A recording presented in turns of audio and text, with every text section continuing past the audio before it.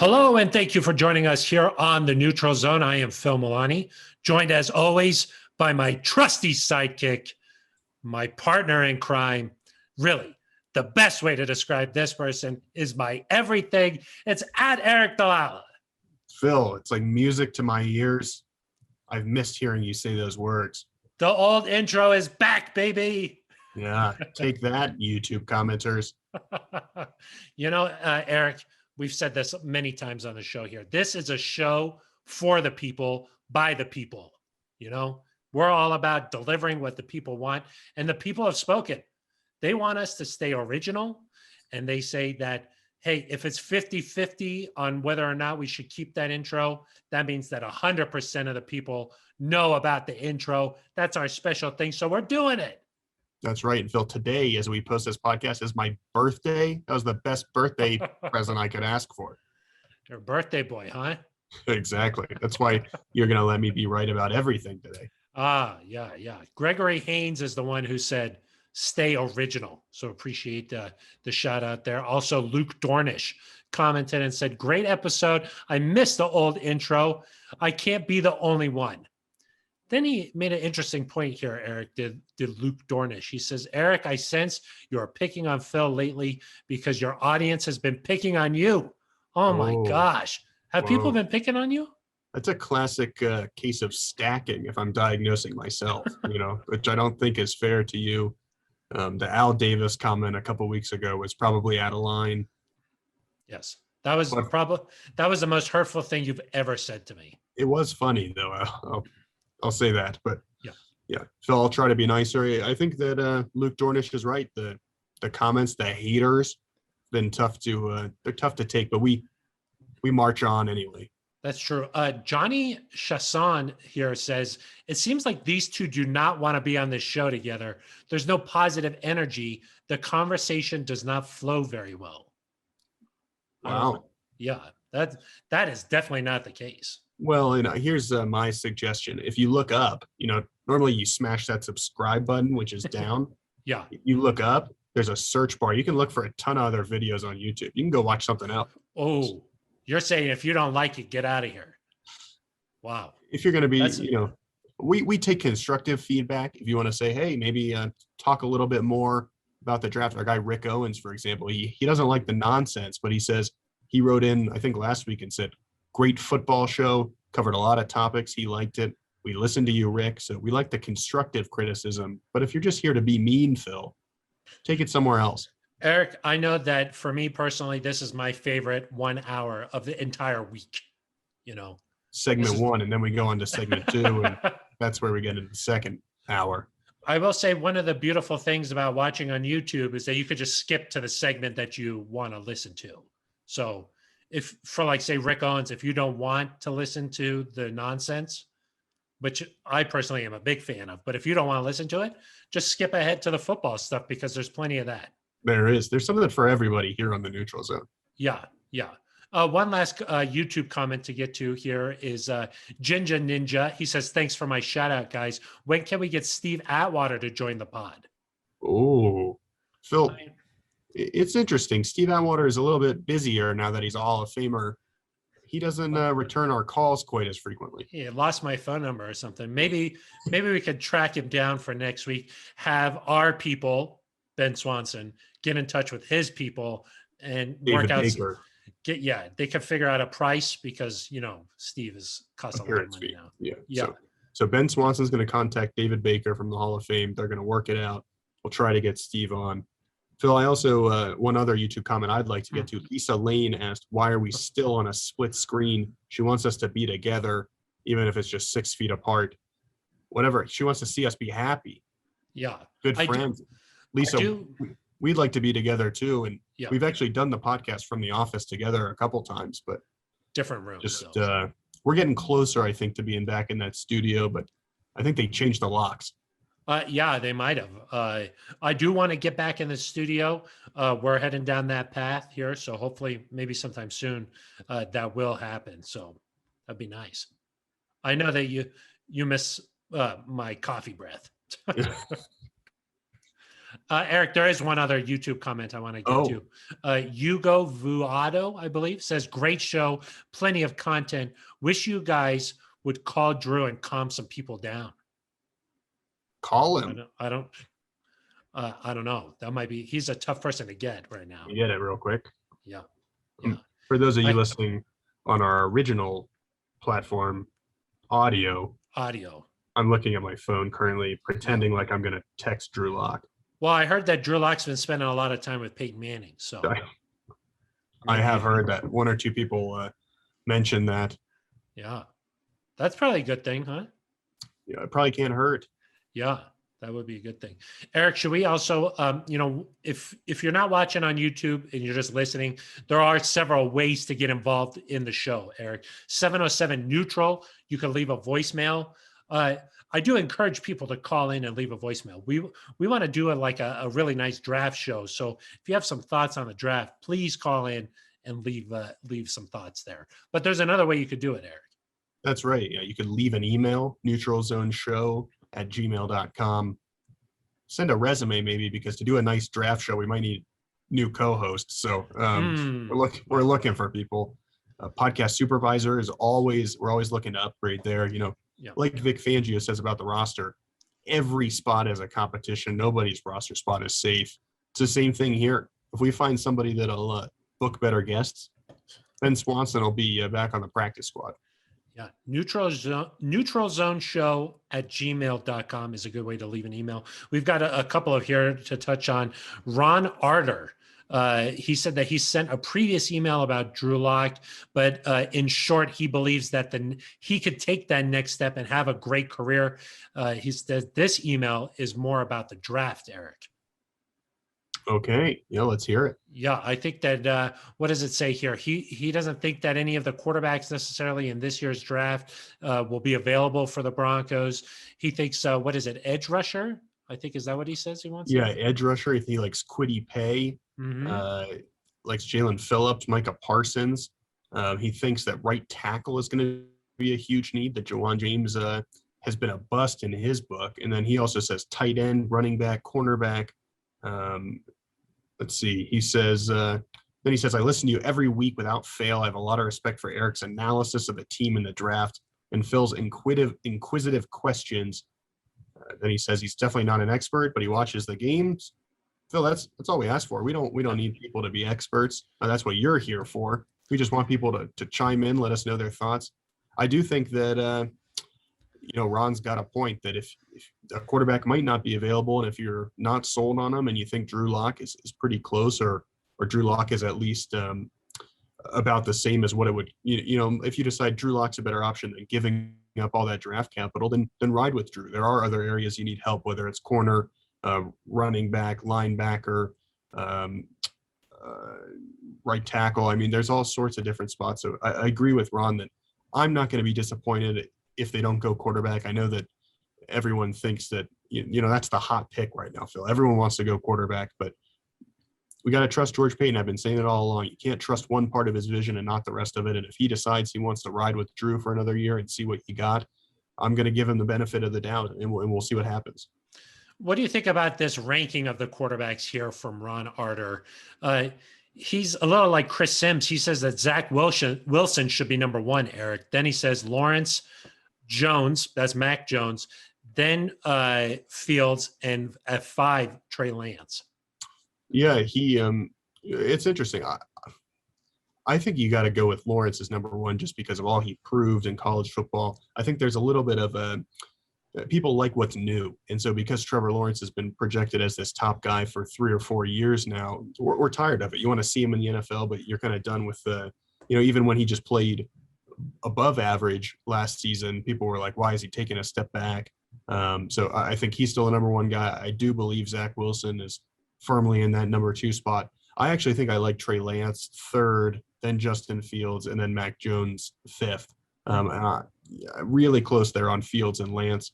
But I just, as we've talked about before, Phil, some of the things that defenses did to Justin Fields in the Big Ten championship and the national championship, it worries me a bit, but certainly has talent that's interesting, and we'll see what happens. Yeah, I mean, I think that we definitely know more about those guys just because they've been on the big stage for a long time. There's no telling what a guy like Wilson how he would be able to react, or Fields, not Fields, Lance, how they would be able to play in some of those games. We've just seen Fields do it in person, so uh, could be a positive or a negative. So, Everyone's favorite thing is the next thing, the unknown. Everybody loves the backup quarterback. Everybody wanted Jeff Driscoll to play. Everyone wanted then Brett Rippon to play. Now everybody wants the new quarterback. Uh, I think we'll talk a little bit about some of that stuff, Phil. But one thing I'll point out here is that not even 2 years ago, so the week before the NFL draft in 2019, Drew Lock was projected to go number 2 overall to the Oakland Raiders at that point. So that shows you that Locke had the same type of talent that we're talking about with a Fields, with a Lance, with a Jones, with a Wilson, and you just never know. And Drew could still be that guy. He might not be that guy, but there's no guarantee that you're going to draft one of these quarterbacks and they're going to be the answer. Aric, just last year, we talked to Daniel Jeremiah before the draft, and he said that he had Drew Lock when he was coming out graded the same as Justin Herbert coming out. So, yeah. Well, wow. So don't get me riled up about Justin Herbert in April. Wait till September or October when we play the Chargers, and then I'll get going on Herbert. We do have a lot to get to on this episode. A couple more emails to just touch on real quick. Brady Johnson, keeping up with the quarterback talk. He says, love the great work, boys. Keep them coming. Curious to see what your thoughts would be, including the 9th pick as a trade package for Deshaun Watson. Then he sent a follow-up email and he says, assuming the allegations are proven false. Yeah, I mean, I don't want to wade into that too much because it's a legal issue. I don't pretend to know what's going on. I will say the allegations are very concerning. There's a lot of them. Until that wraps itself up one way or another, I wouldn't have anything to do with Deshaun Watson. I don't think any trade from any team is on the table. I think the NFL is going to have to consider stepping in. They've already said they're investigating. Phil, there's a very real chance that if these allegations are proven true, Deshaun Watson might not play for any team again. And so forget about a first round pick. He might be done with the league.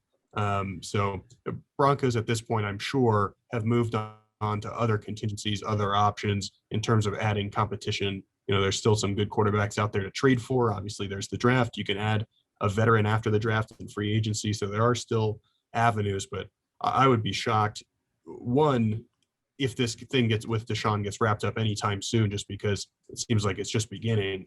And two, I'd be shocked if they were still poking around right now. Yeah, I mean, Albert Breer of the MMQB earlier this week reported that the Broncos did make an offer for Matthew Stafford. So I assume that they at least did some homework on Deshaun Watson to see if they wanted to, offer something there with Houston. I would agree with you, Aric. I think those are all but off the table from any team around the league. And proven true or not, the sheer number of accusations against him is very concerning. So I would think that definitely nothing's going to happen before the draft here. So as the emailer points out, including the 9th pick as a package there, I just don't even think that that's even something that's going to be possible. So Aric, one last email to get to here, and it's from one of your best friends, John Jornad. He says, since you caved into the haters and abandoned the intro, I have a new one. Hey, John, the old intro's back. Haven't you heard? Come on. But he says, I am Phil the Hedgehog, who may or may not be right. Wow. At least I'm the best hedger. Okay, that's a shot. Then he says, then this is my trusty sidekick, the one who almost always gets it right and corrects my incorrect comments. Wow. Let me introduce Drum Roll in the Background by Ben. That's Ben Swanson. He wants a drum roll here. Wow. Then he says, Aric Dalala. Okay. Wow. Then he says, and then he continues and he says, don't know where these viewers are watching or listening, but Phil is always making mistakes. It is so much fun to watch or hear Aric set him straight. Okay. Enjoyed my time here. Do we need to take a break or anything? I mean, that was pretty, that was harsh. I do enjoy the emails where people put a lot of thought into it. So I do appreciate that, John. Thank you. Yeah. That was a creative email. I appreciate that. I'll try to be better for you. That's We all I'm asking here. we haven't heard from John in a while, so I'm glad he's doing okay. Glad he's writing back in. He's kind of like my hype squad, so I do appreciate that. It makes me feel better about myself. Yeah. So tough Enough hype. look for you, but everybody else, for me, it's good. Enough hype here. Let's get into the actual show, Aric. Thank everybody for their comments and their emails. Please keep those coming. You could also get in touch with us directly via Twitter at Aric Dalala with an A, at Phil Milani with a PH, non-traditional spellings there. So we do appreciate those comments. Keep them coming. Also, keep a voicemail. Keep that in your mind, because we might infuriate you so much that you just have to call in. That's true. So just keep that in the back of your mind as you listen here. But we have got a great show in store. We're going to talk about the impact of potentially not having an off-season program in person.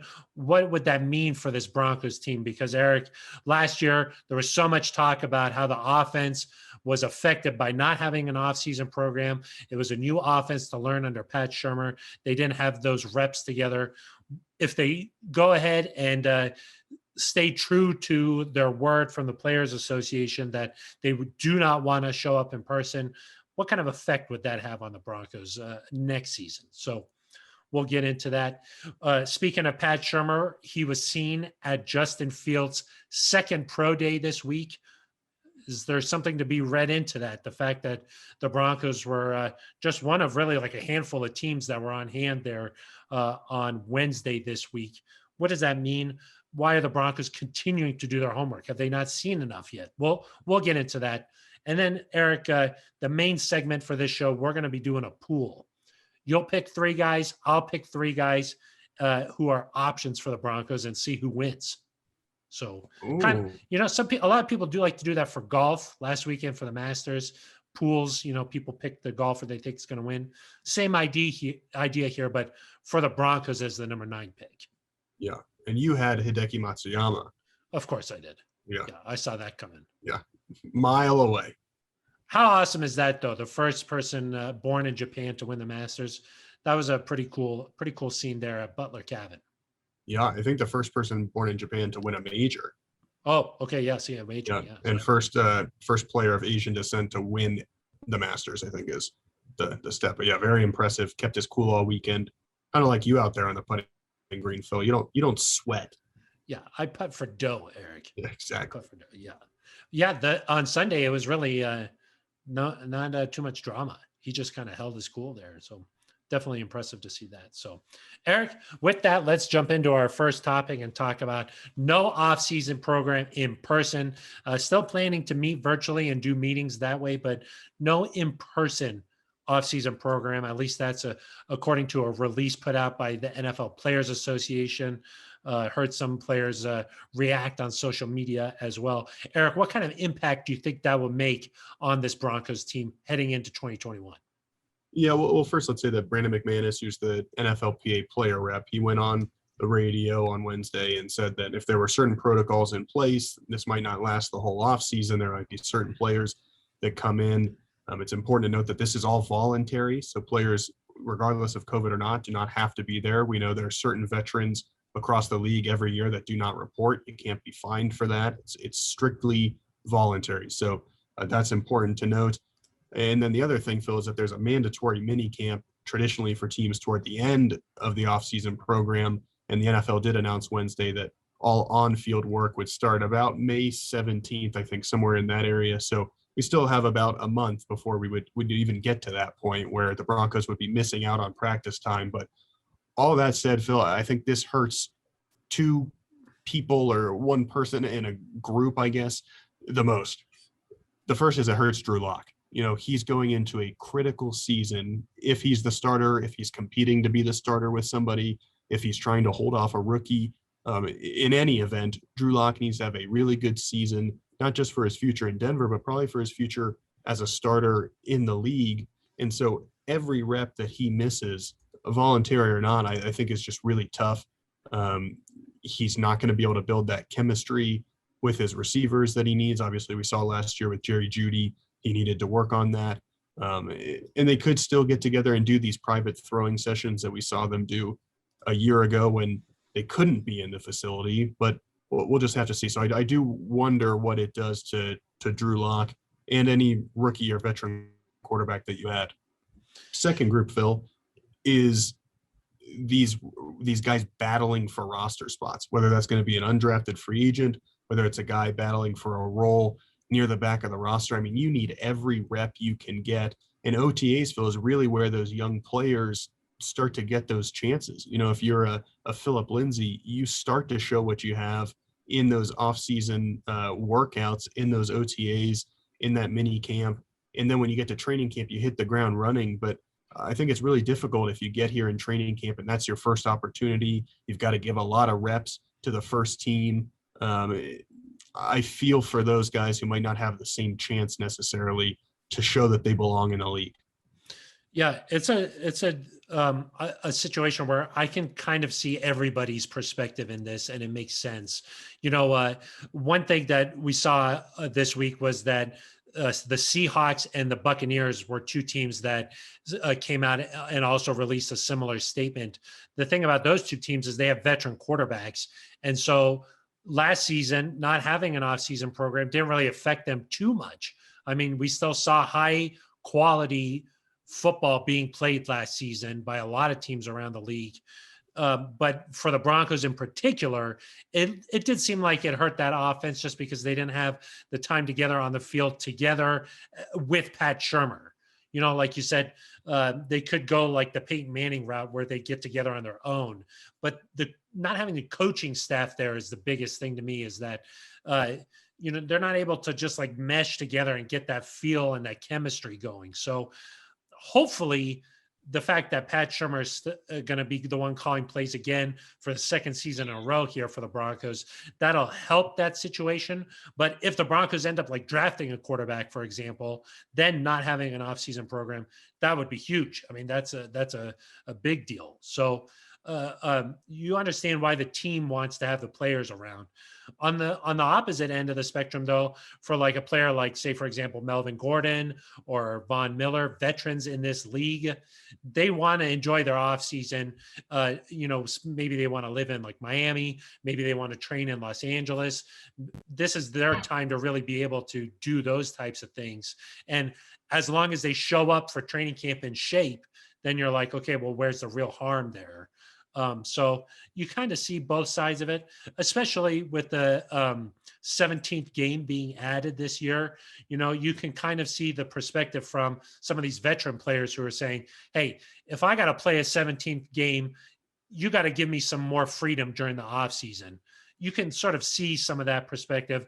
And I know that in their statement, they specifically cited COVID concerns. And I do think that the league is still trying to work out some of those things, get a firm plan ironed out here. So as they do that, we'll see if maybe these sides change. Maybe they'll try to come to some sort of an agreement.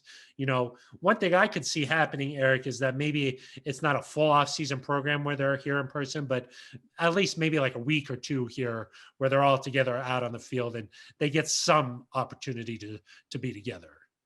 Right. And in the NFL's announcement Wednesday, you know, you talk about all this voluntary work. That mini camp, the last week of OTAs, that's not voluntary. That's mandatory. So, you know, you would expect that at that point, you by then, which a lot of teams hold it the last week, which would put it in June, you would think teams could make vaccinations available, could test.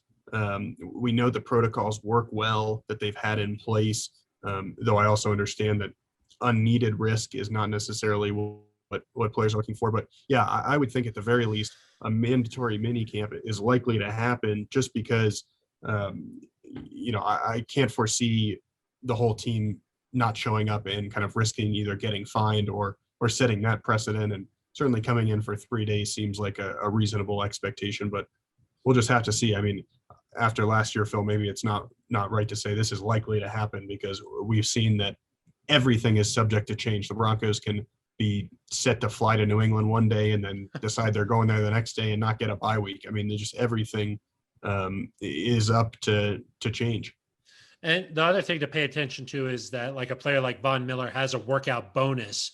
And so it'll be interesting to see how those things get monitored here. But I do think in addition to the mandatory week, maybe they'll be able to figure out some sort of a compromise here where they do some on-field workout, but maybe it's not as intense as a normal off season here. So we'll have to see. Hopefully, there's still an opportunity for the offensive players at a minimum to just get together and get some chemistry, get some work together. We know that, like say a player like Jerry Jeudy and Drew Lock, they never quite seemed to be totally in sync last year. Maybe having some more reps together in the off season, maybe some bonding time, that kind of thing could help at the very minimum. So definitely. Something to pay attention to there as we find out that the Broncos, at least right now, don't plan on having any voluntary workouts in person at the facility here. So, Aric, the other bit of news to talk about this week is that Pat Shurmur was seen among a Broncos contingent at Ohio State's pro day it was Justin Fields' second pro day, not Ohio State's pro day. Sorry. So many pro days, Aric. It's hard to keep track of this stuff. But what do you think? What do you think this means that the Broncos, continuing to do their homework, want additional people seeing Justin Fields in person? Yeah, I think it's just part of the process. I mean, there's reports that they're going to do the same for Trey Lance when he holds his second throwing session. Mac Jones has already held his second throwing session. I think the Broncos had representatives at both of those. So it's not unusual. It's not unique to Justin Fields, but it does continue to show that when George Payton said almost a month ago now, Phil, that the Broncos were going to do their due diligence on quarterbacks, he wasn't just it wasn't lip service. They've certainly spent the time. They've traveled the country and gone back and forth to a bunch of different pro days. It makes you think that quarterback is firmly in the equation there, either with the 9th pick or if they choose to trade up, whether that's to the 4th pick or the 6th pick or 7 or 8, whatever it might be.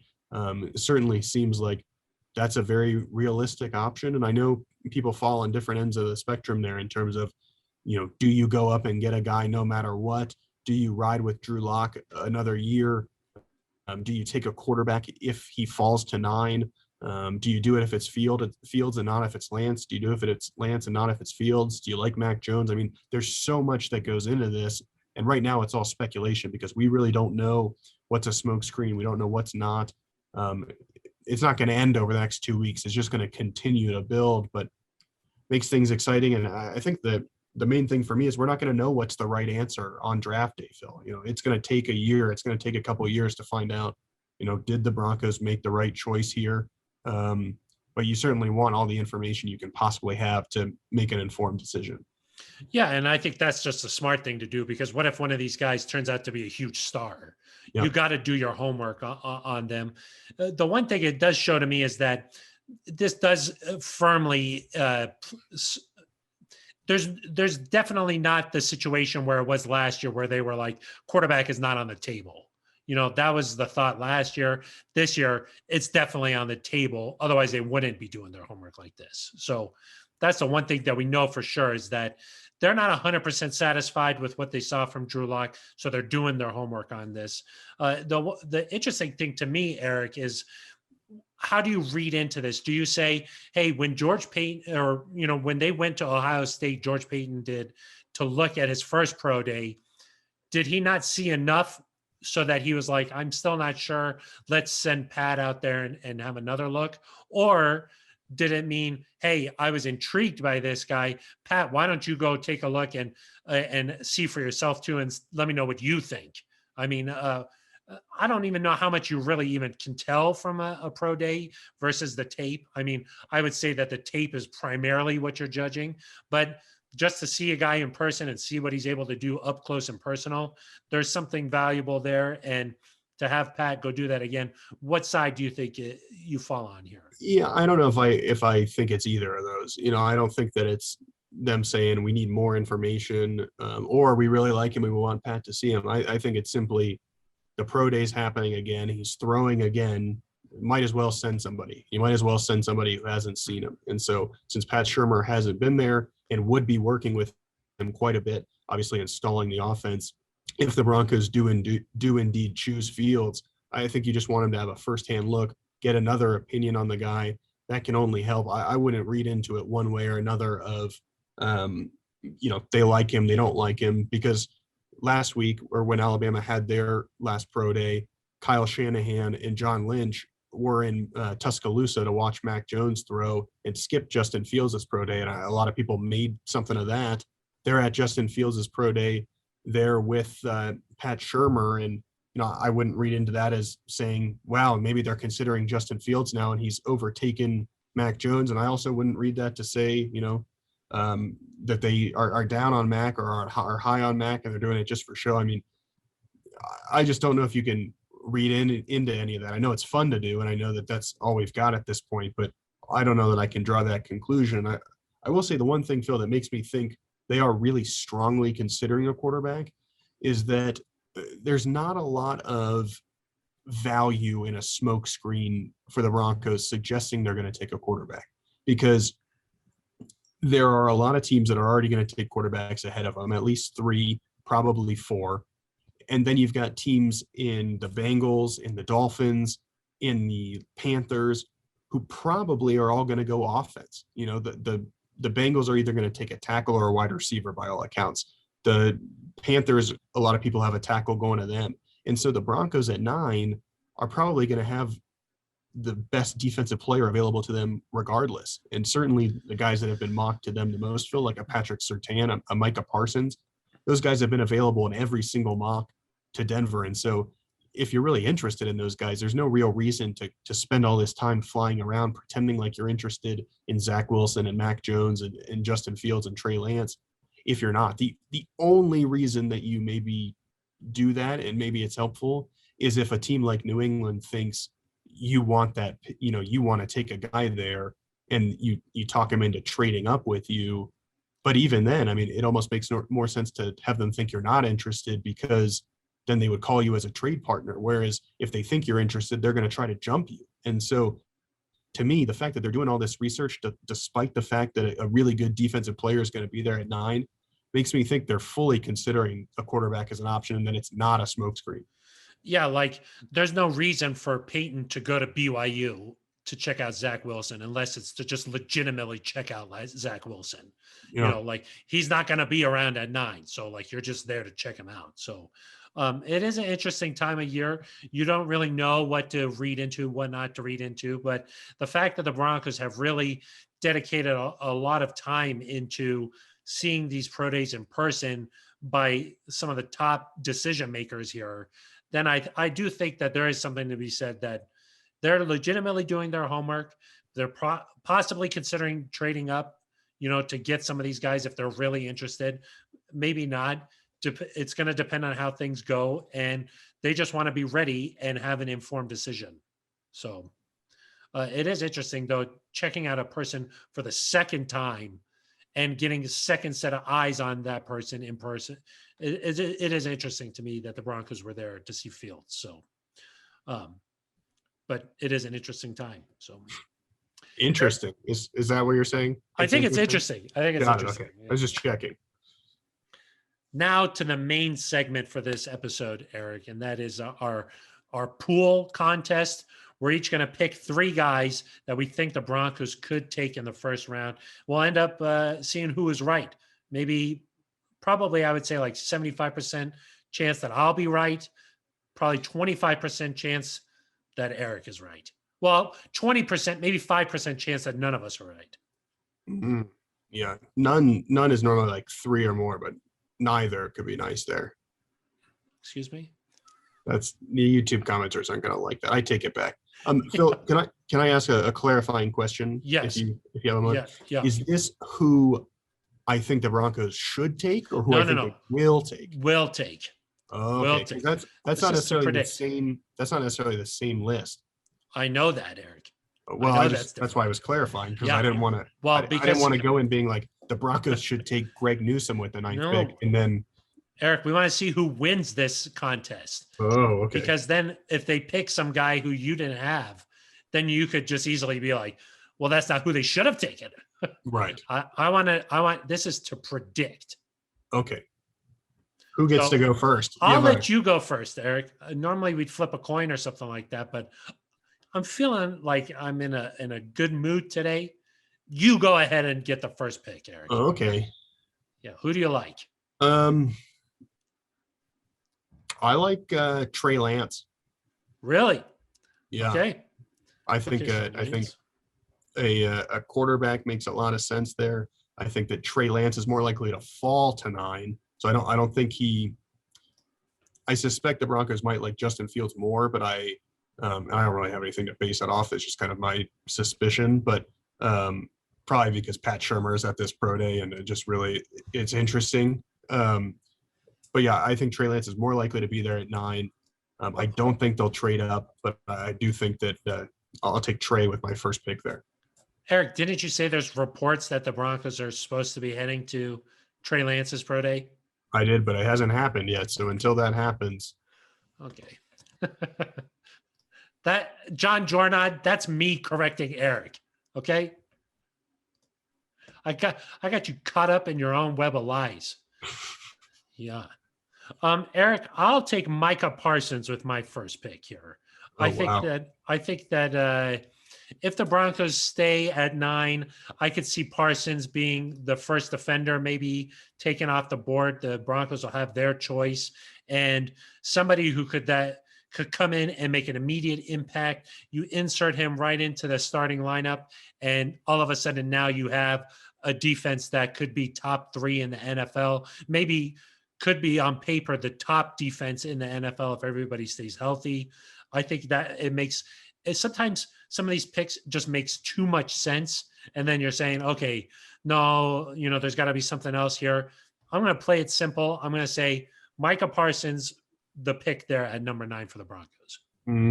I think maybe sometimes in your head things seem like they make too much sense, but in reality they don't, because I don't think Micah's he wouldn't have been a top 3 pick for me there. Really? For the Broncos? Yeah. I mean, it's possible that it happens. I just don't think it's one of the top 3 likeliest scenarios. I think we've seen what Vic can do with less than stellar linebackers. And I think sometimes there's that inclination to, see what he can do. He can make more of less. And so maybe you don't need to spend the 9th pick on a guy like Micah.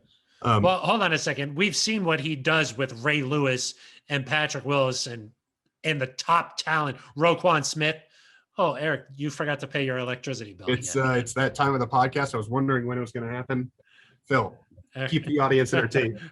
I will. I was going to say here, if you are just listening, Aric's the lights went off because they're on a timer there.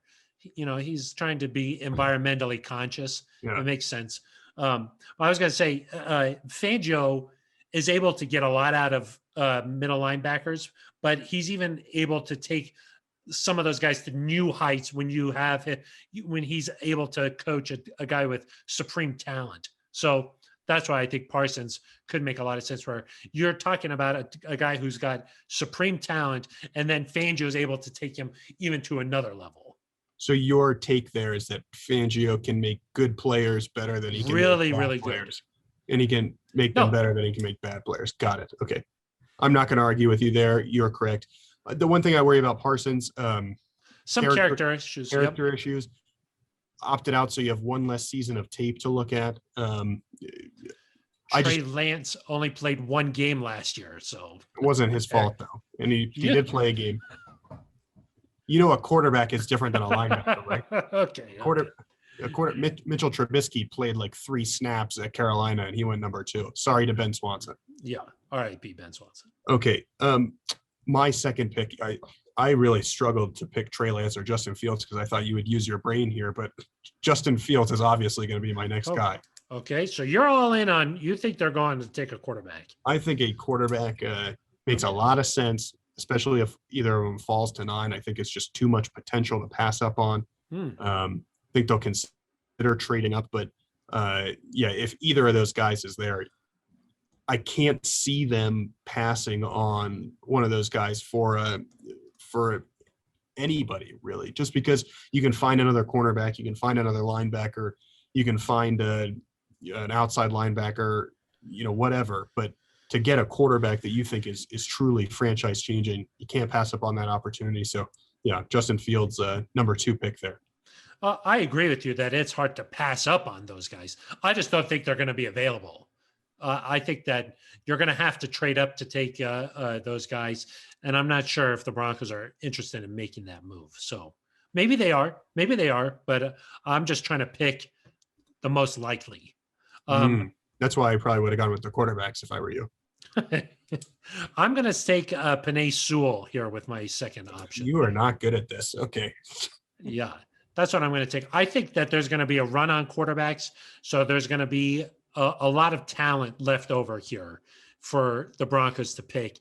I think that guys like Jamar Chase, Devontae Smith, Kyle Pitts, those guys are going to go after the quarterbacks, and the Broncos don't need somebody like Pitts, or they don't need one of those wide receivers. So I think like an all-world talent like Sewell, it's possible that he falls down to 9. And if somebody who should have been a top 3 pick in a normal draft is available at 9, I think the Broncos will end up taking somebody like that, and they'll figure out a way to get him on the field. I don't know what that means for Juwan James, but I do think that if a guy like Sewell, who's got the potential to be an all-pro type of player, could be just like you got 2 solid bookends if you get somebody like that with Bowles and Sewell. I think that the Broncos are going to take the best player available, and Sewell makes a lot of sense. I think that's a good pick, actually. I like that. That's the reasoning. That's my reasoning. I'll just say that. Yeah, I do think, though, that and the reason I'm going to go with this next guy is that Mac Jones. Okay. Trevor Lawrence, actually. Okay. Yeah. I wouldn't rule that out. Yeah. No, I just think with Sewell, you're negating someone who could be still a solid player. I mean, we don't know what you're going to get from Juwan James, but he's under contract for, I think, 3 more years. And, he's really, because of his cap hit, he's got to be with the team for at least 1 more, or else you're wasting a lot of dead cap space, or you got to find somebody to trade him to, and you're probably not going to be able to get much in return. So I feel like you're very likely to at least see what Juwan James can do this season. And everything we've heard from George Paton and Vic Fangio suggests that that's the case, that they count on him being part of this team. So Sewell would be a great pick for down the road, but and you're going to kind of say that I'm a little bit crazy here, but Patrick Surtain would be my third option. No, I don't think that's crazy. Just because, he might not be a starter either in year 1, but Kyle Fuller and Bryce Callahan are playing on 1-year deals. And so he's more likely to step into that starting role sooner rather than later. And again, kind of like you mentioned, Phil, if the quarterbacks are gone and you've got your choice of a top-end defensive talent, I just think because it's a passing league, that's where I would take a guy like Patrick Surtain over a Micah Parsons, largely considered the best cornerback in this class. He's played at the top level at Alabama. He's played against some of the best receivers, so he can handle that level of competition. I think if you give a player like him to Vic, he's going to do great things with him too. And so I really like everyone kind of moved away from it, Phil, after free agency, the cornerback position, and for good reason, because I don't think it's a huge need anymore. But I do think if you get to that spot and, you're thinking, well, we've got a plan for the future, and Surtain's, we're not going to get a top corner moving forward based on where we hope to be picking in the draft, then Surtain can make a lot of sense.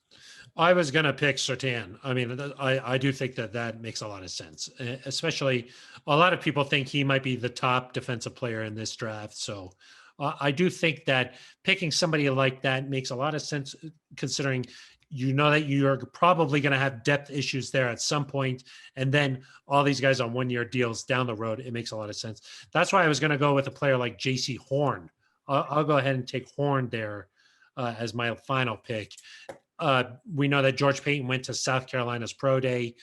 J.C. Horn there, obviously, and for the reasons that we just mentioned, cornerback makes a lot of sense here. And I got the sense that unless they take a quarterback, I think that they want to still address some issues on defense at some point pretty high in this draft. So Horn could be that guy there. Even a Horn could, depending on how things fall, that might be a good trade back situation, and he might be there in the middle teens. So I don't know. maybe he's one of those guys who's really risen here the last couple of weeks. So yeah, Phil, you kind of mentioned it there. Well, first I'll say I think Horn only is your pick at 9 if Surtain is somehow already off the board and you decide you really need a corner. But yeah, who's maybe because we pick guys there that are going to be at 9 or for me trade ups. If they trade back to the mid-teens, who's one guy that you think could make sense? You know, mid-teens, late teens. Who do you think the pick is there? I'll let you go first since I got to go first for the other ones. Oh, thanks. Thank you very much. Do you want to include this in our official pool here, or do you want to? Is this just a side comment? No, I think if there's a trade back, this should be. We'll just recap real quickly here. You have Trey Lance, Justin Fields, and Patrick Surtain. That's for at 9. Okay. At 9, or if they trade up to get one of those quarterbacks, that counts too. It still counts. Oh, okay. Or trade out. Just like if they trade back and get JC Horn, that counts for you too. Oh, okay. Perfect. So then, and I got Micah Parsons, Penei Sewell, and JC Horn. Those are my 3 guys. Okay. So we'll find out who wins there, but we'll have one trade back option. Okay. Let's see. This is interesting because when you move back, it's a little bit harder to tell like who might be available and also where there's really good value for a pick. You want to think about the depth in the draft. Like, for example, unless you get like a guy like Sewell, I don't think it makes a ton of sense to draft an offensive lineman so high because there's a lot of depth there. Like that's an example of maybe I'll go Kwity Paye. Okay. An edge rusher here. I'll go Kwity Paye. We know that Jeremiah Tachu has moved on, so now you need somebody to fill that 4th edge rusher role. That could be Tuska, but maybe they want a guy who has maybe a little bit of a higher ceiling. Go with Kwity Paye out of Michigan. Okay. Phil, this is tough for me because I think if you were in the mid-20s, maybe you start talking about like a Najee Harris. And I really like Jamin Davis, the linebacker from Kentucky, but I think that do I want to go with Jamin Davis? I think he's the type of player that you could add that would be really strong. Jeremiah Owusu-Koramoah, I know a lot of people like him. He's kind of admitted that his tackling is not so good, which to me maybe suggests Vic Fangio's not going to be in on him. Let's go with Jalen Phillips, the outside line or edge rusher from Miami. He has had some concussion issues, so you've got to be okay with his medicals. But he, had a really good breakout year. And here's the connection I like, Phil. Originally started his career at UCLA. George Payton has his connection to UCLA. So I think maybe there's a nice little, maybe a tie-in. And I think if you drop back to the late teens, I think Jalen Phillips could be a guy that you target to try to add some depth there to the edge rushing position. So he left UCLA. He did. So I don't think that George Payton's going to like that. Yeah, I think I'm going to regret this. It's going to be Jamin Davis, but that's okay. I'm okay with that. Oh, okay. Well, I'm sticking with Jalen Phillips. He's got the Daniel Jeremiah said he might be the most talented guy, just some injury concerns. So if you can clear that and you're willing to take a risk, it could be worth it. And one other thing there, Phil, Minnesota has taken some risks, with their first round picks, a guy like Dalvin Cook, a couple other examples, but yeah, they've taken some risks there. So maybe Peyton's willing to do the same thing. Do you think that's that's always interesting to me to like take a look at what Minnesota has done, and you're like, okay, well maybe that's like the school that George Payton is from, so he's going to likely take a lot of those things. You think that's a good way to approach that, or do you think that, hey, now maybe this is George Payton's time to like do his own thing? I think we just have no idea. I mean, I wish there was a way to say, if you look at free agency, I think you say, hey, there's some things here that George Payton, did that he said he was going to do, where he was measured in free agency, didn't make a huge splash, didn't sign the number 1 guy anywhere. But then clearly there were players they prioritized that the Broncos have liked, like Shelby Harris and Justin Simmons, and took care of some of their own guys. So it was kind of like a meld there, but at the draft, I mean, if you look at Minnesota, they didn't trade up with their first pick. They would trade back into the first round sometimes. They traded back a lot. They acquired draft picks. We've heard George talk about that, but so we could get to the draft and George could make a move and go to 4. I mean, we just don't know if that's Rick Spielman, if that's him, if that's some of the situation. We'll say the first 3 drafts that they were in Minnesota, they did move a lot. So I think maybe you can take a little bit from that, but I don't know. I was just thinking about that the other day of how do you kind of piece together what you think George Paton's draft strategy is? And I have no idea if it's, do you look at what the Broncos scouting department has done because they're still doing a lot of the legwork? Do you look at what Vic Fangio likes because they're trying to fit his scheme? Do you look at what George Paton's done there? I mean, I just don't have a good answer for you. And I know that that's not supremely helpful, but I truly just, if anyone says they know, I think they're making it up. And we saw the Broncos tweeted out that John Elway was in those draft meetings the other day. So, it's possible they just continue what the Broncos have done the last 10 years under John Elway. So it really is interesting because I think Payton has really stayed true to his word. Like a lot of the things that he said before free agency or even during free agency, he said it and then he stayed true to it. And, we're assuming that Payton is going to meet the media here sometime before the draft, which is customary for general managers to do that. So maybe he'll give some little hints about where his mindset is. One thing he has said is that he wants to bring in competition at the quarterback position, and he has not done that yet. So, well, he's also said he's not going to force it. And he hasn't forced it yet. So he's been telling the truth there. He said Justin Simmons was the number 1 priority. Got that done. He said bringing Shelby and Vaughn back were priorities. He didn't say necessarily the same thing about like a Philip Lindsay. He said, we'll see, it's got to work out. And it didn't. So, he hasn't. And then during his, well, I'm just saying he hasn't like, a lot of general managers kind of throw these smoke screens up. You can trace almost everything he's done back to a comment. And so when he says a quarterback is firmly in play at number 9, but we're not going to force it, maybe you take that to mean he's not going to trade up, but if Justin Fields or Trey Lance is there at 9, he's going to take him. And so I don't think I would be really surprised if on draft night something doesn't happen where you're like, wow, George alluded to that a few weeks ago, just because he's made his intentions clear. It doesn't mean he's told us who the pick's going to be by any means or is giving anything away to other teams, but he seems like a straight shooter. Aric, in your situations where they go after Lance or Fields, does that mean that they're trading away Drew Lock in your mind? It's tough because you don't want, we've talked about this on previous episodes, but it's not a Ryan Fitzpatrick situation. It's not an Alex Smith situation where it's an established veteran. It's not even a Joe Flacco situation where one guy's going to be a starter. I think if you draft one of those guys, you have to get the locker room to unite behind them. And you can't say, Drew Lock is going to be our backup or is going to compete for this job, because you're going to put guys like Cortland Sutton in a tough position. Do they say, oh, Drew's my guy? I think Justin Fields needs some time. I think Trey Lance needs some work.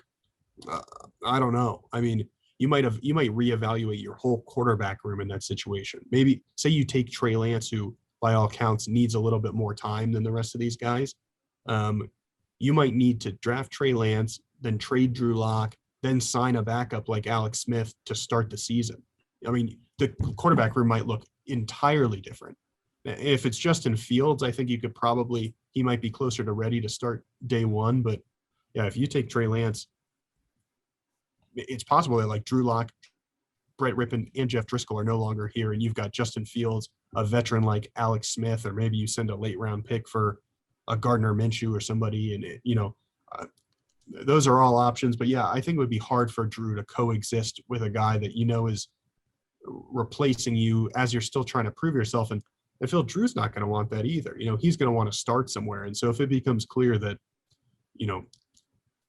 say you take Davis Mills in the 3rd round, or you take a Kyle Trask later, or I'm blanking on the kid from Texas A&M's name.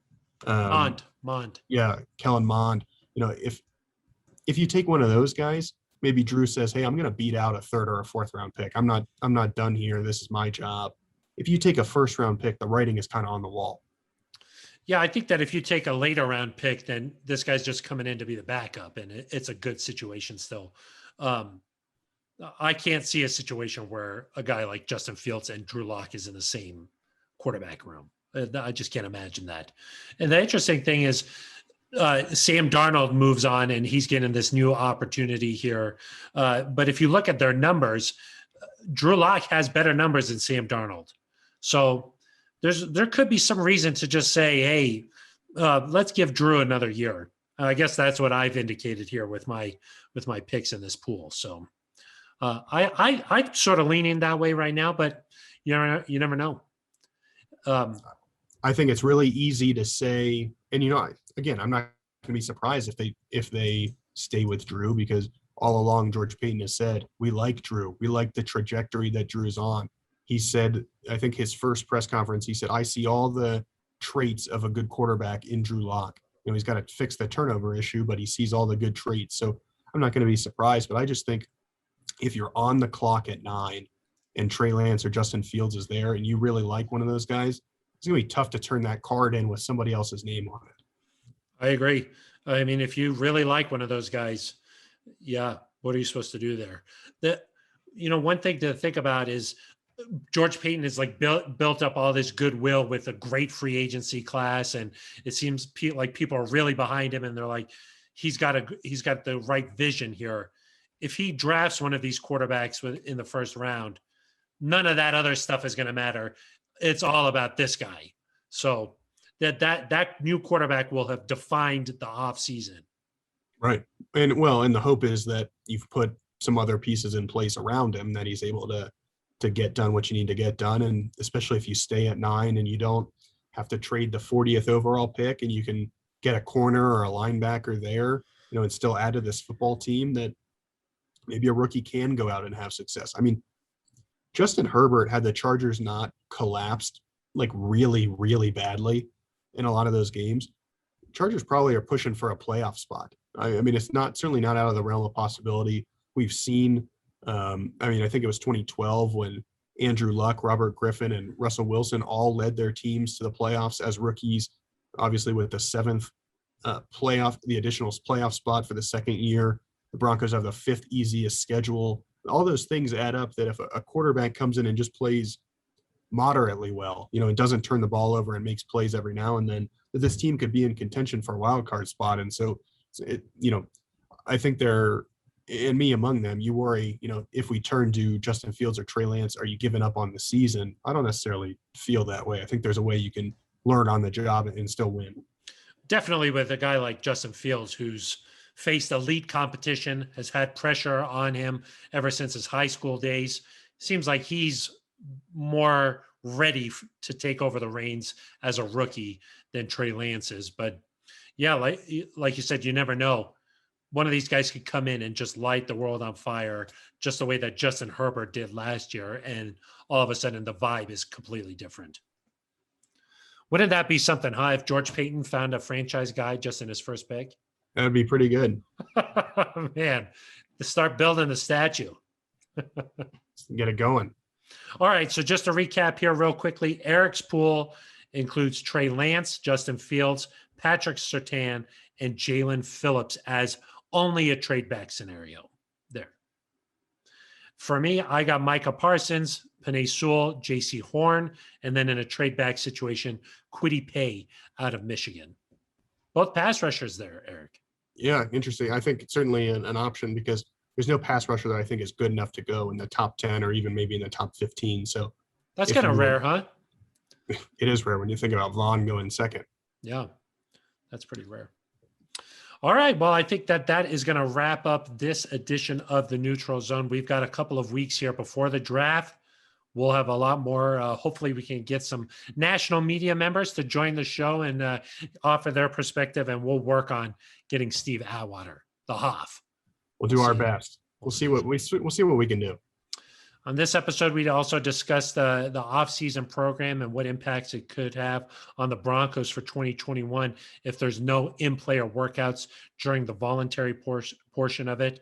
And then we also talked a little more about Pat Shurmur being at Justin Fields' pro day, his second pro day, I should say.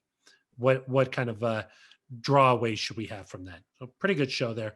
Erica, any shout outs that you'd like to make here as we wrap things up? I think we have to shout out Liz Manis. I think that's almost federally mandated. Yes, it is. Yes, it is. I know that she wasn't too much of a fan of the way that you talked about Aaron Rodgers last week. Is that true? I didn't even hear that from her.